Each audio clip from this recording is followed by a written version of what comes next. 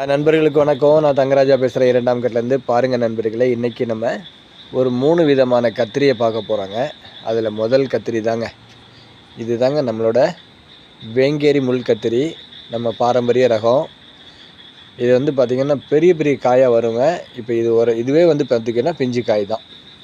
இது பார்த்திங்கன்னா கிட்டத்தட்ட ஒரு 6-7 இன்ச்சு ஹைட் இருக்குங்க. பார்த்திங்களா, செம்ம ஹைட்டாக வந்திருக்காங்க.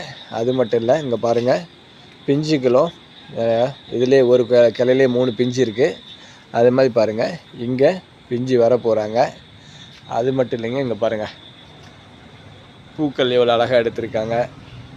அதோடு மட்டும் இல்லை, இந்த பக்கம் பாருங்கள் காய் எவ்வளோ அழகாக இருக்குது. இங்கேயும் ஒரு காய் இருக்காங்க. அது மட்டும் இல்லைங்க, இங்கே பாருங்கள், இங்கே பாருங்கள் எவ்வளோ காய்கள் பார்த்தீங்களா. ஒவ்வொரு கிளையிலையும் 2 காய் 3 காய் இருக்குது. அது மட்டும் இல்லை, இங்கே பாருங்கள், இங்கே பூக்கள் நல்ல கொத்தாக வந்திருக்காங்க. அதோடு மட்டும் இல்லைங்க, நம்ம விதைக்காக ஒரு காய் விட்டுருக்கோம் பாருங்கள். இது தாங்க நம்ம விதைக்காக விட்டுருக்க காய். இதோட ஹைட்டை பார்த்தீங்களா, 6 இன்ச்சு நான் கையை வச்சு பிடிச்சிருக்கேன், பார்த்துக்கோங்க. அதுக்கு மேலே எவ்வளோ இருக்குது பார்த்தீங்களா, கிட்டத்தட்ட ஒரு 3 விரல் வச்சா கிட்டத்தட்ட ஒரு 1.5, அப்படி பார்த்தா ஒரு 7-7.5 இன்ச்சு ஹைட் இருக்குங்க. பாருங்கள் காயை பாருங்கள், இங்கேயும் பாருங்கள் அருமையாக வந்திருக்காங்க. வேங்கேரியை பொறுத்த வரைக்கும் நிறைய சத்துக்கள் கொடுக்கணுங்க. நான் ஆரம்பத்தில் ஒரு 3-4 காய் தான் எடுத்தேன். பார்த்தா என்னடா அது காயே காய்க்கலையான்னு ஃபீல் பண்ணிகிட்டு இருந்தேன். அப்புறம் தான் என்னோடய நண்பர் நமக்கு கொடுத்த மோகன் சார்னு ஒருத்தர் தான் எனக்கு இந்த செடியை கொடுத்தது. அவர் சொன்னார், இதில் இதுக்கு வந்து நல்லா பெரிய தொட்டியாக வைக்கணும், அது மட்டும் இல்லை நல்ல சத்துக்கள் கொடுக்கணும்னு சொன்னாங்க. 25 லிட்டரு டேங்கில் தான் நான், அதாவது நம்ம என்ன பாருங்கள், இது வந்து ஒரு 25 லிட்டர் பேரலு. இதுக்கு வச்சாச்சு. இதுக்கப்புறம் நம்ம செடியை மாற்றினா செடியை தான் ஆயிடக்கூடாதுன்றதுனால அதுலேயே நான் சத்து கொடுத்துட்ருக்கேன். இதுக்கு பார்த்திங்கன்னா மாட்டு சாணம், கம்போஸ்ட் பின், இங்கே பாருங்கள் கம்போஸ்ட் எப்படி போட்டிருக்கோம் பாருங்கள். நம்ம பார்த்திங்களா, இப்போ இந்த அளவுக்கு கம்போஸ்ட்டை போட்டிருக்கோம். இதில் தண்ணி ஊற்றி விட்டோன்னா நமக்கு கீழே இங்கே பாருங்கள் கம்போஸ்ட் உரம் கிடச்சிருங்க, லிக்யூட் ஃபார்மில் கிடச்சிரும். இதில் வந்து நமக்கு பவுடர் ஃபார்மில் ஃபைனலில் கிடைக்க போகுது. ஆனால் இது வந்து லிக்விட் ஃபார்மில் சூப்பராக வந்திருக்காங்க. இதையும் நம்ம கொடுத்துட்ருக்கோம். இது மட்டும் இல்லைங்க, ஈயம் கரைசலும் நம்ம கொடுக்குறோம், பழக்கரைசல் கொடுக்குறோம். இந்த மாதிரி நம்ம இயற்கையான வழியில் தான் நம்ம கொடுத்துட்ருக்கோம். அது மட்டும் இல்லை, இங்கே பாருங்கள் வெள்ளை கத்திரி குட்டியாக ஒரு நாட்டுக்கோழி முட்டை இருக்குது பார்த்தீங்களா, எவ்வளோ அழகாக வந்திருக்கு பாருங்கள். இங்கே பாருங்கள் பூக்களை எடுத்திருக்காங்க. அது மட்டும் இல்லைங்க, இங்கே பாருங்கள், இது வந்து பல அறுவடைகள் நம்ம இதில் எடுத்துட்டோங்க.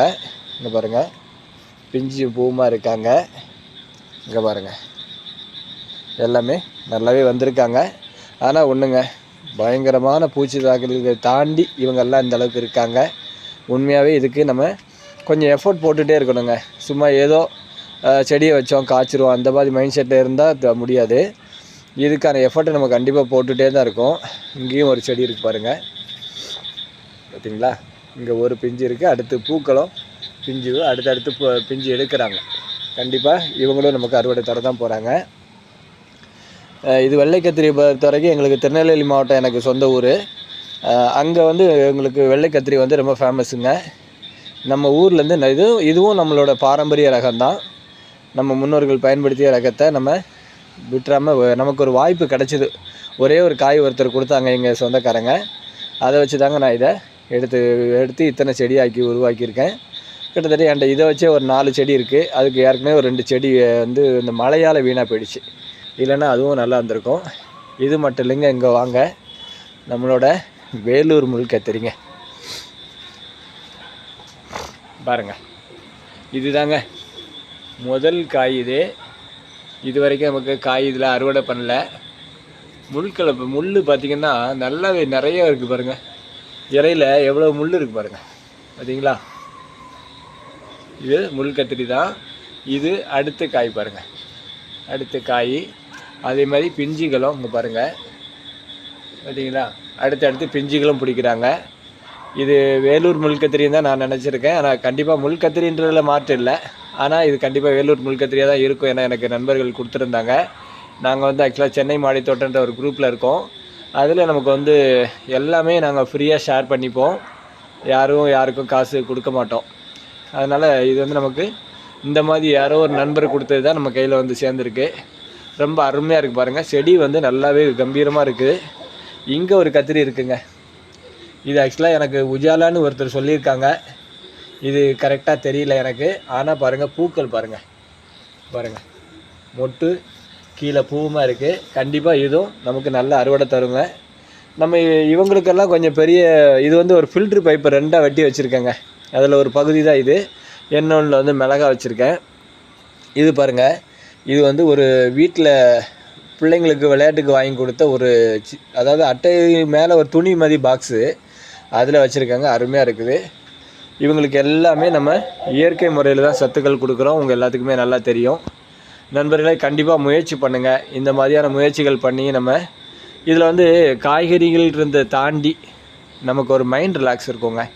பாருங்கள், நான் இப்போ நைட்டு 10 மணிக்கிட்ட உட்காந்து வீடியோ எடுத்துகிட்ருக்கேன். எனக்கு அவ்வளோ ஒரு சந்தோஷம். இந்த செடிகளை பார்த்துட்டு நம்ம போய் நைட்டில் படுக்கும்போது அவ்வளோ ரிலாக்ஸாக இருக்கும். ஒரு மன நிம்மதி கண்டிப்பாக கிடைக்கும் நண்பர்களே. காய்கறிகள் 100% என்னால் இதில் எடுக்க முடியுமான்னா கண்டிப்பாக இல்லைன்னு தான் நான் சொல்லுவேன். அதுக்கு பெரிய இடம் வேணும். என்கிட்ட அது இல்லை. கண்டிப்பாக நம்ம ஒரு சந்தோஷத்துக்காக நம்மளாலையும் இதை பண்ண முடியுன்ற ஒரு நம்பிக்கையை வளர்த்துக்கிறதுக்கெல்லாம் கண்டிப்பாக இது உதவும். கண்டிப்பாக தற்சார்பு முறைகளை குழந்தைங்களுக்கும் சொல்லுங்கள். நீங்களும் கண்டிப்பாக முயற்சி பண்ணுங்கள் நண்பர்களே. இந்த வீடியோவை தயவு செஞ்சு நீங்கள் பார்க்குறதோடு மட்டும் இல்லாமல் குழந்தைங்களுக்கு கண்டிப்பாக காமிங்க. கண்டிப்பாக முயற்சி பண்ணுங்கள். இந்த காய்களை பார்த்தாலே கண்டிப்பாக குழந்தைங்க கண்டிப்பாக செய்வாங்க. கண்டிப்பாக முயற்சி பண்ணுங்கள் நண்பர்களே. இந்த மாதிரியான வீடியோக்களை பார்க்க நம்ம சேனலை சப்ஸ்கிரைப் பண்ணுங்கள், சப்போர்ட் பண்ணுங்கள். மறக்காமல் பெல் பட்டனை தட்டி விடுங்க. கண்டிப்பாக நண்பர்களுக்கு ஷேர் பண்ண மறக்காதீங்க. தேங்க்யூ, பாய்.